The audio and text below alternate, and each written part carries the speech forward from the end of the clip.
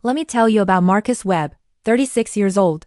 Senior Systems Architect at Corvin Financial, a mid-sized wealth management firm in Boston managing $6.8 billion in client assets across private equity, hedge fund, and family office accounts. Marcus was not a visible executive. He did not sit on the leadership committee, did not present at board meetings, did not have a title that meant anything to anyone outside the technology department. What Marcus had was access.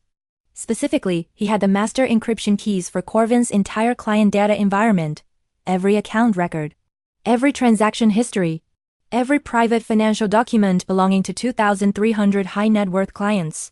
He had built the encryption architecture himself over 4 years, designed the key management system, written the access protocols, structured the hardware security module that stored the master credentials under a single authorized identity, his. And on a Monday morning in November, Corvin's chief technology officer Patricia Holt called Marcus into her office and terminated his employment effective immediately. The reason cited was a vague performance concern Marcus had never once been warned about. The real reason, confirmed by 2 colleagues within 24 hours, was simpler. Marcus had filed a formal complaint 3 weeks earlier against Director of Infrastructure Ryan Cassidy, a long-tenured manager with close personal ties to the CEO, for repeatedly taking credit for work Marcus and his team had produced, misrepresenting project timelines to leadership, and pressuring junior staff to falsify completion reports. Marcus had documented all of it. 17 instances over 8 months, timestamps, emails, written statements from 2 junior engineers who had experienced the pressure directly.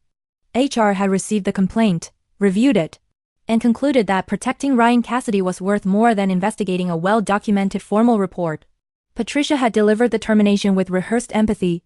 Marcus had listened, thanked her, collected his personal items, and walked out of the building holding one thing nobody had thought to ask about: the hardware security token registered to his name. The physical device without which the master encryption keys could not be accessed, rotated, or transferred to any other authorized user. The device that made Marcus, as of the moment he walked through the lobby doors, the only person on earth who could unlock Corvin's entire client data environment. This is the story of how one wrongful termination created an encryption crisis threatening $6.8 billion in client assets, triggered a regulatory notification window, and cost Corvin Financial more than they had saved in years of protecting the wrong people. Buckle up, because this one is about what happens when you fire the person who holds the only key. The story started 8 months before the termination. Marcus had been at Corvin 4 years. He had built himself into the most technically capable person in the department through consistent work and genuine expertise. He had designed the encryption architecture that kept Corvin compliant with financial industry data security requirements and personally led the migration to the hardware security module system that external auditors had praised in 2 consecutive annual reviews.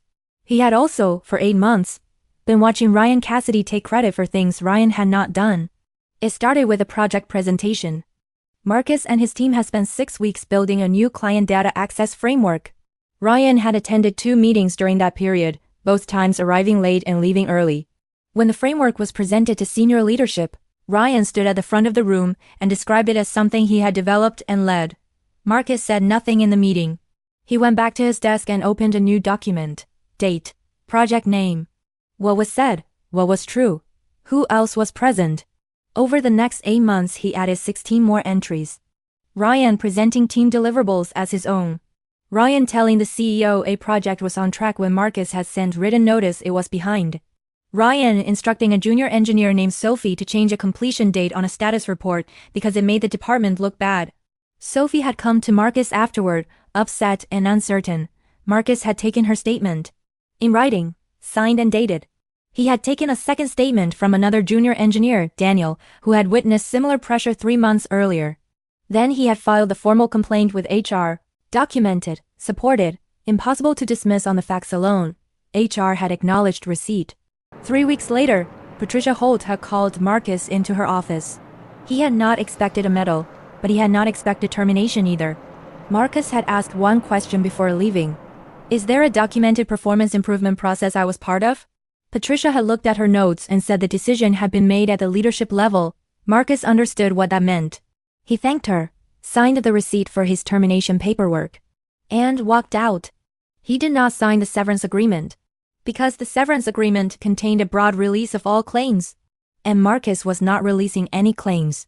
Not yet. Now, if you believe the most carefully built systems always protect the person who understands them best, subscribe to Tangled Stories.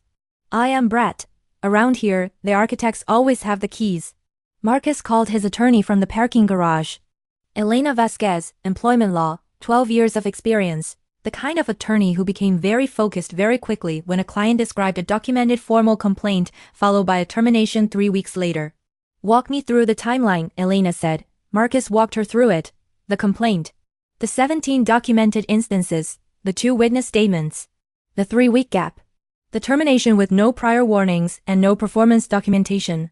This is textbook retaliation, Elena said. The timeline alone is damaging for them. The documentation makes it significantly worse. There is something else, Marcus said. He told her about the encryption architecture, the hardware security module, the master keys, the token registered to his name that he had walked out holding because nobody had asked for it.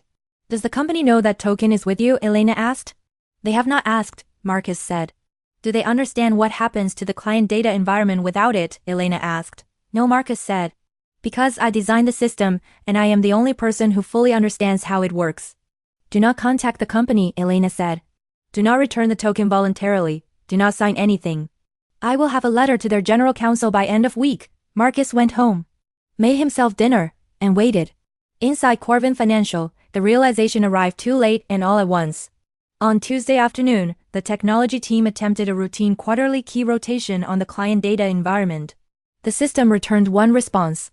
Authorization required. Hardware token not present. The junior engineer running the rotation escalated to Patricia Holt. Patricia called the hardware security module vendor. The vendor explained that the module was client-managed, that the token was physically tied to the registered credential holder, and that without Marcus present to complete an authenticated handover, the master keys could not be accessed, rotated, or transferred. Patricia asked about a reset. A factory reset, the vendor said, would permanently destroy every key stored in the module.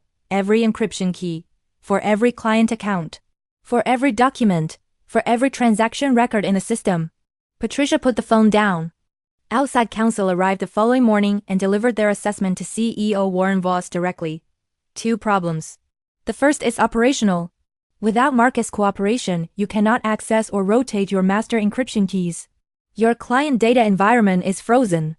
You have a regulatory notification obligation if this extends beyond 72 hours under your data security compliance framework. Warren looked at Patricia. The second problem is legal. The termination timeline, combined with the formal complaint filed 3 weeks prior and the absence of any documented performance concerns, creates significant retaliation exposure. The evidence is not in your favor. Warren was quiet for a long time.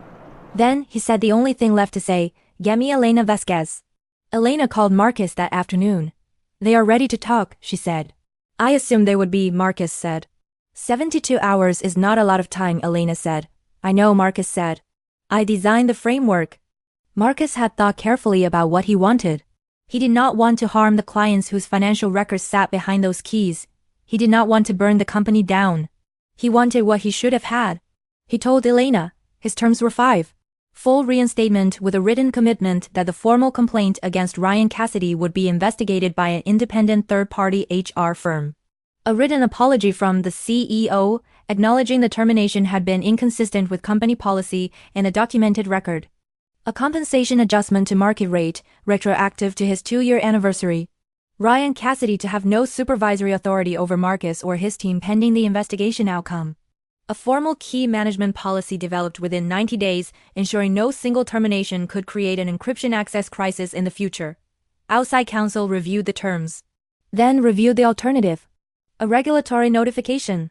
A potential audit. A retaliation lawsuit with strong evidentiary support. A client data environment that could not be safely accessed without the cooperation of the man they had terminated 3 days ago. Warren Voss approved all 5 terms before midnight. Marcus returned on a Thursday morning, 48 hours after the system had first returned the authorization required message. He sat down, completed the authenticated handover process, rotated the master credentials, and restored full access to the client data environment. It took 2 hours and 17 minutes. The independent HR investigation into Ryan Cassidy was completed over the following 6 weeks. The investigator reviewed the 17 documented instances. The 2 witness statements from Sophie and Daniel. The project records that contradicted Ryan's representations. The falsified completion report. Every material allegation in Marcus's original complaint was substantiated. Ryan Cassidy resigned before the findings were formally presented to the board. His LinkedIn described his departure as pursuing new opportunities in technology leadership. He did not mention Corvin. He did not mention the investigation. Patricia Holt implemented the key management policy Marcus has specified. She also implemented a mandatory protocol requiring that any termination involving staff with privileged system access be reviewed by IT security before the termination meeting. She called it internally the Webb protocol. Sophie and Daniel both received formal recognition in their next performance reviews for demonstrating professional integrity under pressure. Marcus helped write those reviews. The compensation adjustment, retroactive to his 2-year anniversary, resulted in a lump sum payment of $47,000. He did not frame the reinstatement letter. He went back to work. And the client data environment ran exactly as it was designed to run, securely, reliably, with proper documentation at every level. The way Marcus had always built things. And that, my friends, is how one wrongful termination created a 72-hour encryption crisis, triggered a retaliation investigation, ended a director's career, and resulted in the full reinstatement and vindication of the one person who has simply told the truth. Because some companies fire the person who files the complaint and hope the problem disappears. And some problems are registered to a hardware token that walks out the door with the person you just terminated. Marcus had the token. Corvin found out on Tuesday afternoon. If this story hit your justice receptors, subscribe to Tangled Stories, drop a like, and share this with anyone who has ever filed a formal complaint and been punished for it. Because here, every story has a twist. And sometimes that twist requires hardware authentication. I am Brett, and I will see you in the next one.